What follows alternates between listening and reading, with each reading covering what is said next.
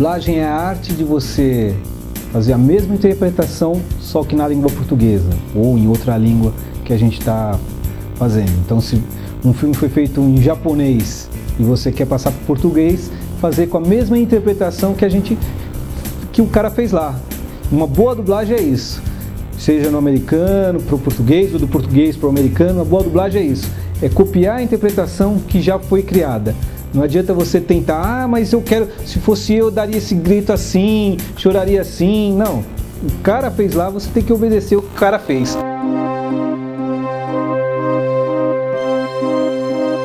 É na época de 1943, 44, por aí. Foi quando começou a Tupi.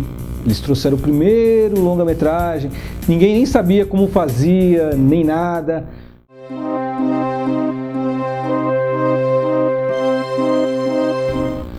O dublador, o que ele faz?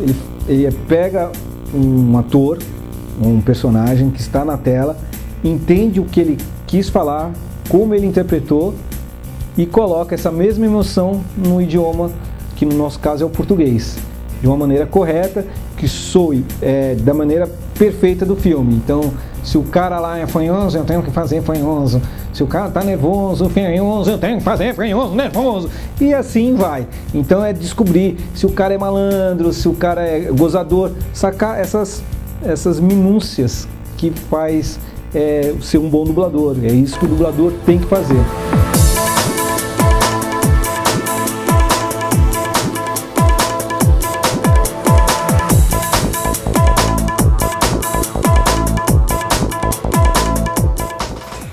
A dublagem, eu acredito que seja a versão em português de um desenho, de um documentário, de um filme, tentando levar a mensagem da nossa maneira de falar e com a maior fidelidade possível de interpretação, de timbre de voz, de som, de áudio. Eu acho que é isso. A princípio eu comecei fazendo teatro com 4 anos de idade, porque os meus irmãos mais velhos já faziam. Aí eu comecei a fazer uma peça com 4 anos, que era Gota d'Água, com a Bibi Ferreira. Aos 6 anos eu fiz uma outra peça, Tistu, o Menino de Polegar Verde, que eu era o Tistu. E aí, a partir daí você começa a fazer locuções, novela, comercial, radionovela, até que eu entrei para dublagem. Aí quando eu tinha já uns 16, 17 anos, eu mesmo fui optando por ficar só na dublagem. E aí eu diminui bastante o meu número de trabalhos assim, em teatro, em TV. Então hoje em dia eu vivo praticamente de dublagem e locuções para rádio e TV. O curso de dublagem ele funciona de 2 formas. Tem primeiro a parte teórica, onde a gente explica tudo por menor, assim, o que é a dublagem, como funciona, como é o dia a dia, como vem o trabalho, como está o mercado. A gente ensina até o linguajar específico, né, interno da dublagem, e depois ele parte, 95% do curso ele funciona dentro do estúdio, prática pura. Por que eu escolhi fazer dublagem? Acho que é uma maneira de estar cada vez mais atualizado e uma das maneiras de ser um ator cada vez mais completo no mercado. Eu escolhi a dublagem por adquirir mais conhecimento em termos teatrais e também por ser uma atriz mais completa no mercado de trabalho.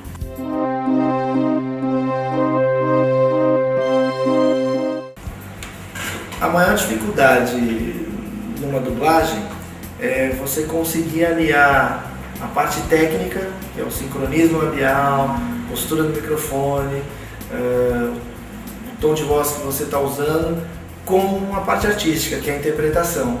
Então a parte difícil é conseguir aliar de uma forma satisfatória essas 2 coisas, porque às vezes você tem um excelente ator, mas que não consegue falar no mesmo ritmo em que o outro já falou, respeitar as pausas, o timbre de voz, o tanto que o ator articula a boca ou não.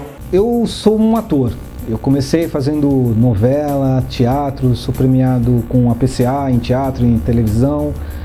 E é assim, no ramo artístico você vai fazendo uma coisa, você vai fazendo outra, e aí você vai...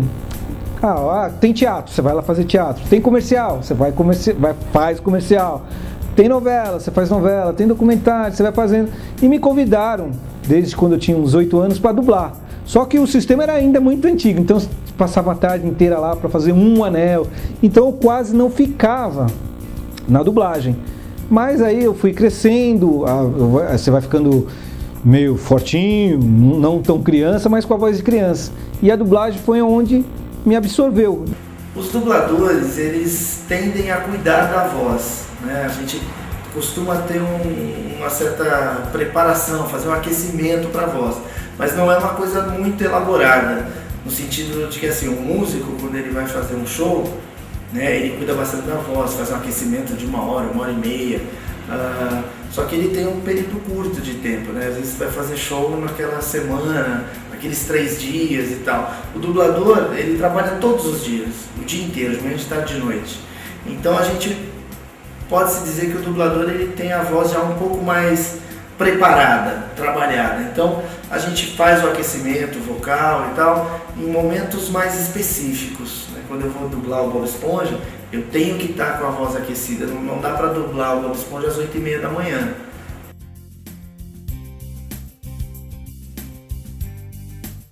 Tem aqueles que a gente tem um carinho maior, né? O Goku do Dragon Ball é um personagem que eu adorei fazer e que me trouxe muitos benefícios, né, na carreira. É, sim.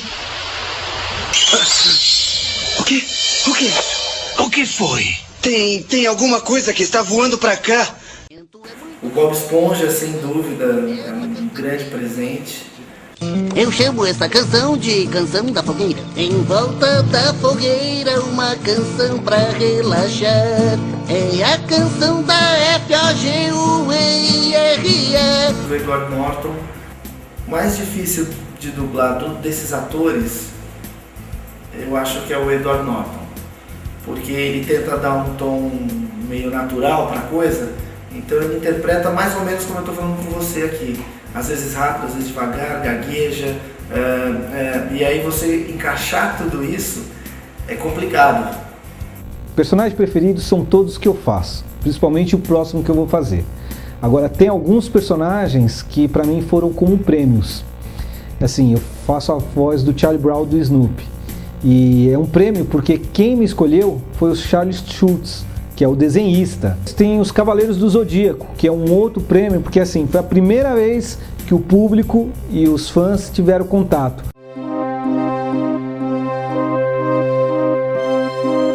Tem aonde colocar os cacos e tem momentos. O que a gente fala muito é, às vezes, para salvar um anel, a gente coloca uma palavra, sabe, tá me entendendo? Porque aí a gente vai colocando no dia a dia. E aí tem umas coisas de dublagem que é engraçado, que é assim, pode reparar, qualquer negro, elemento afro-americano, para falar de uma maneira polida e correta, é assim, forte, o cara tem um vozeirão. Isso é, e às vezes o original nem tem, mas para os nossos ouvidos o cara tem que ter vozeirão. E pode reparar que o afro-americano magrinho, aí meu irmão, não sei o que lá, tudo rapidinho, né? Então você criou uma convenção. Então isso também é uma coisa de criação, de caco. E a gente vai colocando gíria. Aí meu irmão, o que é? Tá pegando o que? A nossa gíria local. O anel é um trecho de 20 segundos do filme. A gente, desde que começa o filme, a gente vai dividindo o filme a cada 20 segundos é um anel. A dublagem magnética era assim, você dublava num estúdio onde você tinha que saber se posicionar pro microfone e você dublava com todas as pessoas. Hoje você dubla um a um. A dublagem simultânea é um grande barato. Na verdade é assim, não é uma dublagem simultânea, não fica perfeito, mas vale a pena pela brincadeira, pelo desafio, que é uma coisa que você tem que pensar rápido e criar, porque geralmente não tem um texto, você tem que imaginar o quanto o cara vai falar e ir falando junto, e é muito gostoso, é divertido, é um grande desafio. O vozerio é quando junta um monte de gente no estúdio para fazer uma briga, uma guerra, uma festa, um burburinho de bar. É um mercado bom, assim, é um mercado que eu falo assim, Se você pegar nos anos 90, tinha 3 casas de dublagem, hoje tem 30, então é um campo que evoluiu bastante. Essa nova tecnologia com 3D, que tem que usar o óculos, é incompatível a legenda, porque você perde a legenda. O óculos lá mistura e você acaba não vendo. E quando finalmente virar 100% realidade o cinema 3D, aí então não faz sentido você ver um filme 3D e ficar lendo legenda. Então acho que o mercado tende a crescer cada vez mais.